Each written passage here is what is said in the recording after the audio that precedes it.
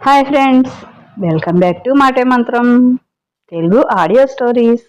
ఈరోజు మనం చెప్పుకోబోయే కథ అక్షర విక్కీల లవ్ స్టోరీ కాదేమో. ఇది wife and husband relationship and romance ఈ కథలో ఉంటాయి. పెళ్ళైన 2 సంవత్సరాలకు జ్ఞానోదయమై భర్తకు దగ్గర కాబోతుంది అక్షర. సరిగ్గా అప్పుడే కాలింగ్ బెల్ మోగుతుంది. ఎవరా అని చూడటానికి బయటికి వస్తారు అక్షర, విక్కీ. అక్షర వెనకాల వెళుతూ తనని అక్కడ ఇక్కడ చిలిపిగా టచ్ చేస్తూ చిలిపి పనులు చేస్తున్నాడు విక్కీ. ఊరుకోండి, మీరు మరీను కొంటె పిల్లాడైపోతున్నారు అని విక్కీని ఆపుతూ తలుపు తీసింది అక్షర. చిన్నత్తయ్య, మామయ్య గారు, మీరా, రండి రండి అంది అక్షర వాళ్ళని లోపలికి ఆహ్వానిస్తూ. పిన్ని, బాబాయ్, ఇప్పుడేనా రావటం? రండి లోపలికి అన్నాడు విక్కీ. వావ్, మీరు ఇంట్లోనే ఉన్నారా? ఇది నిజంగా వండర్రా. మీ పిన్ని అంది వాళ్ళు ఇంట్లో ఉండరు, ఆఫీస్కి వెళ్తారు అని. నేను ఒకసారి చూద్దాం, లేకపోతే పక్క వీధిలో ఉన్న రిలేటివ్స్ ఇంటికి వెళ్దాంలే అని తీసుకువచ్చాను అన్నాడు విక్కీ బాబాయ్. బయటే ఉండి మాట్లాడతారేంటి మామయ్య గారు? అత్తయ్య, రండి లోపలికి అంది అక్షర.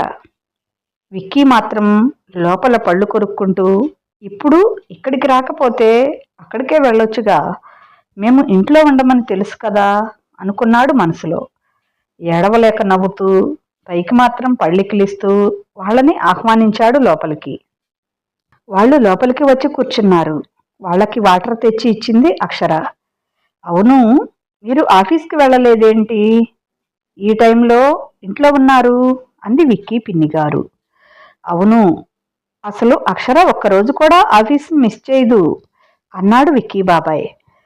అది అత్తయ్య, నాకు కొంచెం హెల్త్ బాగాలేదు, అందుకే ఈరోజు వెళ్ళలేదు అంది అక్షర. అవునా, ఏమైందమ్మా? హాస్పిటల్కి వెళ్ళారా? లేదత్తయ్య, కొంచెం నలతగా ఉంది, అందుకే. అవునా అని లేచి అక్షర పక్కకి వెళ్ళి, ఏంటి కోడలా, ఏమైనా విశేషమా అని అడిగింది మెల్లిగా. అక్షర ఆ మాట వినగానే డల్ అయిపోయి, అదేం లేదత్తయ్యా, కొంచెం నీరసంగా ఉంది అంది. విక్కీ అక్షర వైపు చూశాడు. అక్షర అలా డల్ అయ్యేటప్పటికీ తను కూడా చాలా ఫీల్ అయ్యాడు. అయ్యో, పిన్ని అలా అడగకుండా ఉండాల్సింది అనుకున్నాడు. భోజనం రెడీ చేసి వడ్డించింది అక్షర. అక్షర ఇలా ఇంటి పనులు చేస్తుంటే షాక్ అయి చూస్తున్నారు. కొత్తగా అనిపించింది వాళ్ళకి. అక్షర ఆఫీస్ వర్క్ తప్ప ఇంటి పని చేయటం ఎప్పుడూ చూడలేదు. అందులో చీరలో కూడా పెద్దగా చూడలేదు వాళ్ళు. చాలా సంతోషంగా అనిపించింది వాళ్ళకి. అక్షర, వంట చాలా టేస్ట్గా ఉందమ్మా, చాలా బాగా చేశావు అని మెచ్చుకున్నారు వాళ్ళిద్దరూ. అది చూసి విక్కీకి కూడా చాలా సంతోషంగా అనిపించింది. తన భార్యని ఎవరైనా పొగుడుతుంటే భర్తకు సంతోషమే కదా.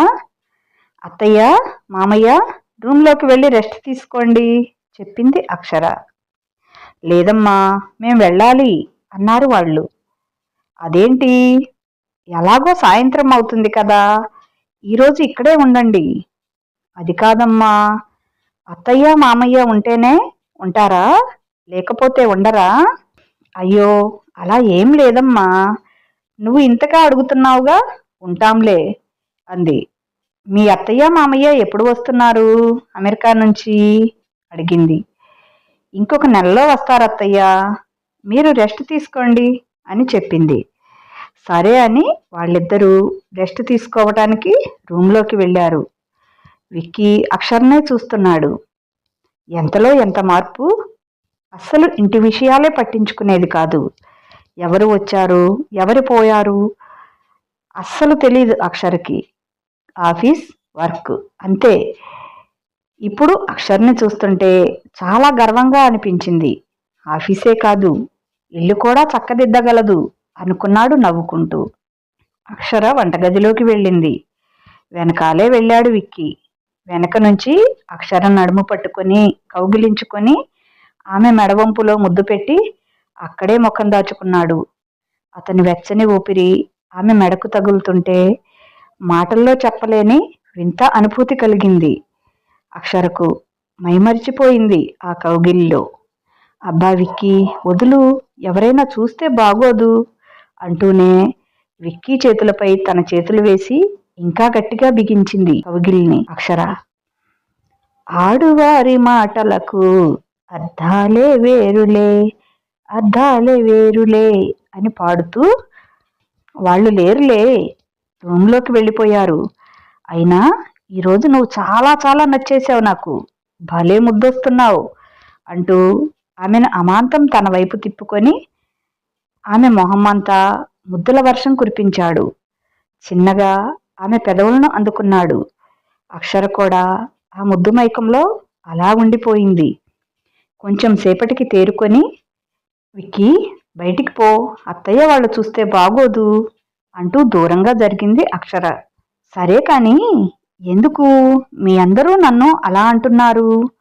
ఇంతకుముందు నా బిహేవియర్ అంత వరస్ట్గా ఉండేదా అని ఆమె అమాయకంగా అడుగుతుంటే తన చేతులతో ఆమె మొహాన్ని దగ్గరకు తీసుకొని, అదేం లేదు, నువ్వు లేడీ హిట్లర్ లాగా ఉండేదానివి అంతే అని నవ్వాడు. అక్షరకి కోపం వచ్చి బొంగమూతి పెట్టింది. మొహం పక్కకు తిప్పుకొని అక్కడి నుంచి వెళ్తుంటే, ఇంత క్యూట్గా పెట్టావేంటే మొహం, నీకు అలకటం కూడా వచ్చా, హౌ క్యూట్ అంటూ ఆమె పెదవులపై గట్టిగా ముద్దు పెట్టాడు. షర్టు పట్టుకొని ముందుకు లాగి అతని చెవిలో, నువ్వు ఇలా హ్యాపీగా ఫీల్ అవుతావంటే రీజన్ వెతుక్కొని మరీ అలుగుతా అంటూ అతని చెవి చివర చిన్నగా కొరికింది అక్షర. ఆమె నడుముని చేతితో చుట్టి తన వైపుకు లాక్కొని, నువ్విలా చేస్తే ఫస్ట్ నైట్ వంటగదిలోనే అయిపోతుంది అని ఆమె మెడవంపులో ముద్దు పెడుతూ అన్నాడు. ఆ మాటతో అక్షర మొహం సిగ్గుతో కందగడ్డలా మారిపోయింది. చీ, సిగ్గు లేకపోతే సరి అంటూ విక్కీని వదిలించుకొని, ఎవరైనా వస్తారు అని భయం కూడా లేదు నీకసలు అని నవ్వుతూ అక్కడి నుంచి వెళ్ళిపోయింది. రాత్రి రూమ్లో ల్యాపీ పట్టుకొని వర్క్ చేస్తున్నాడు విక్కీ. లక్కీ మెసేజ్ చేసింది. అసలు ఆ మెసేజ్ చూడాలి అనిపించలేదు. హాయ్ అని ఏదో మాట వరుసకి మెసేజ్ పెట్టి వదిలేశాడు. విక్కీ వర్క్ చేస్తూ అక్షర ఎప్పుడు వస్తుందా అని చూస్తున్నాడు. అక్షర చిన్నత్తగారితో ఆ మాట ఈ మాట మాట్లాడుతూ కూర్చుంది. అయ్యో, చాలా టైం అయింది అత్తయ్య, ఇంకా మీరు వెళ్ళి పడుకోండి అంటూ లేవబోయింది. సరేనమ్మా, ఆయనకి ఏసీ కావాలి, నాకు ఏసీ పడదు, నేను వేరే రూమ్లో పడుకుంటానులేమ్మా, ఆ రూమ్లో కొంచెం మంచినీళ్ళు పెట్టి నువ్వు వెళ్ళి పడుకోమ్మా అంది. అయ్యో అత్తయ్య, మీరు ఒక్కరే పడుకుంటారా, నేను మీకు తోడుగా ఉంటా అంది అక్షర. ఎందుకమ్మా, అవసరం లేదు, నేను పడుకుంటానులే, నువ్వు వెళ్ళి పడుకో అంది ఆవిడ. పర్వాలేదు అత్తయ్య, విక్కీకి చెప్పి వస్తా అని లేచింది. ఆ విషయం విన్న విక్కీ బాబాయ్, అయితే నేను విక్కీ రూమ్లో పడుకుంటా, మీరు ఈ రూమ్లోకి వెళ్ళి పడుకోండి అని వెళ్ళాడు. ఎప్పుడు అక్షర వస్తుందా అని ఉన్న విక్కీకి డోర్ తీసిన సౌండ్ రాగానే అక్షర అనుకొని పట్టుకుందాం అని లేచాడు ఎగ్జైట్మెంట్తో. తలుపు తీసుకొని లోపలికి వచ్చిన బాబాయిని చూసి బిగుసుకుపోయాడు విక్కీ. ఏమైంది విక్కీ, ఏంటి అలా అయిపోయావు?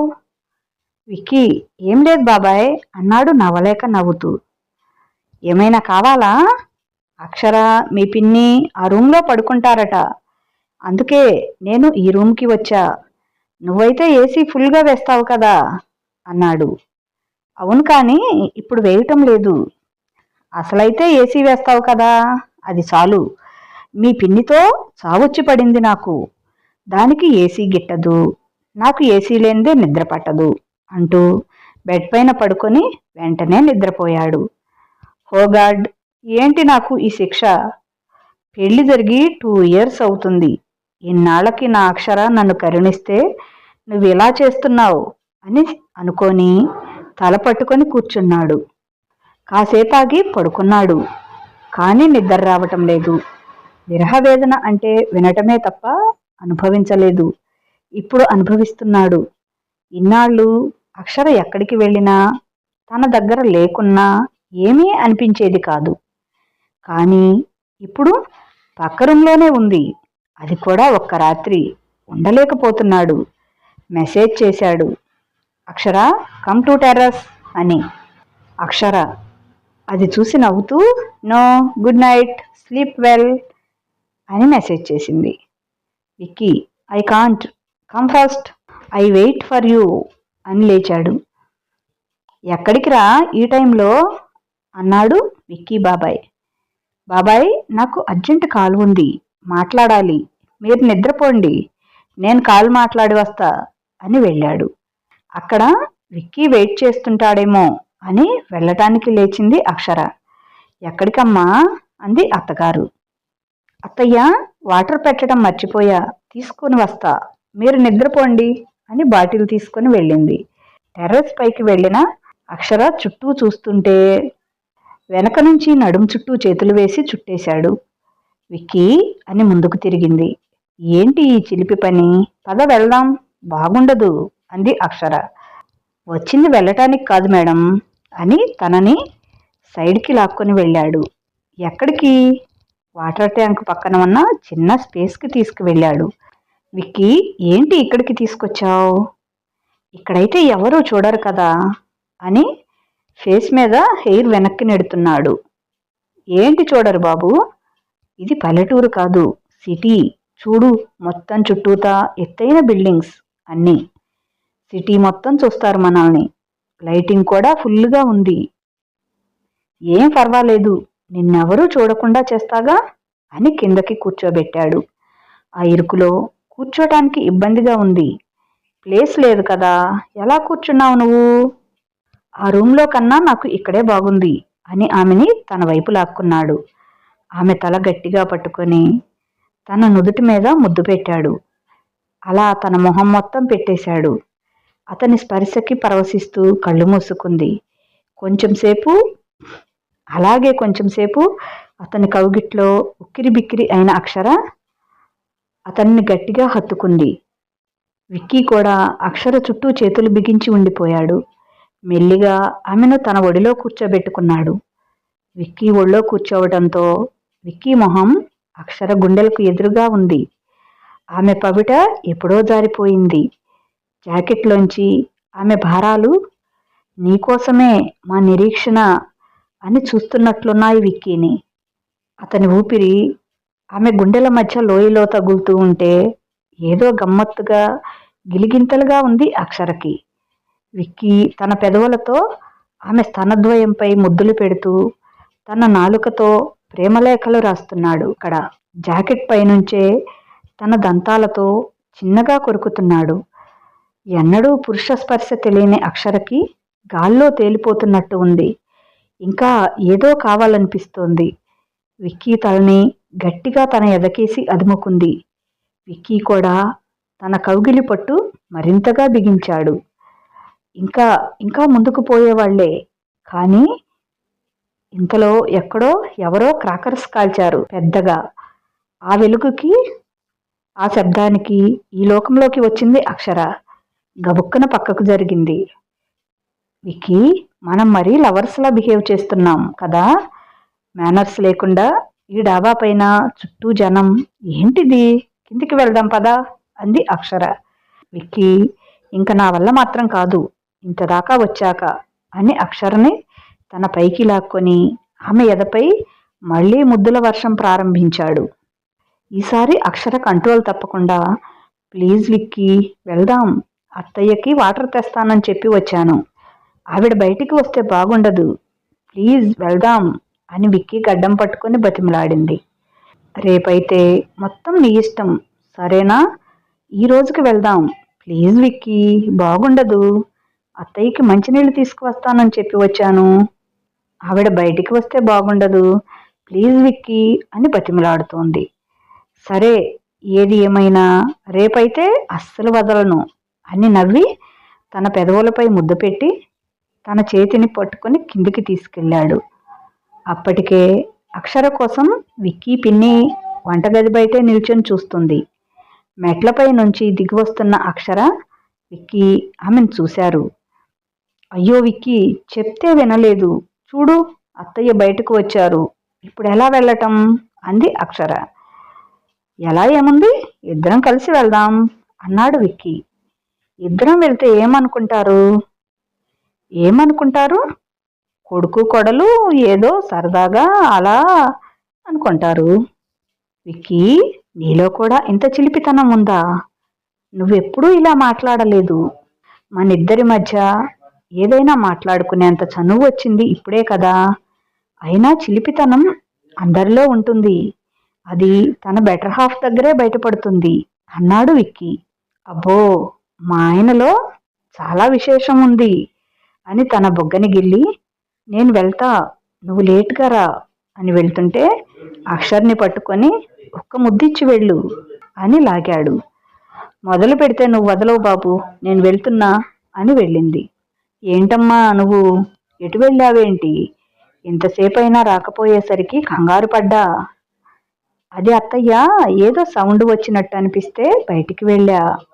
ఏం లేదక్కడ. ఎంత మనిళ్ళైనా అలా ఒంటరిగా వెళ్ళకు.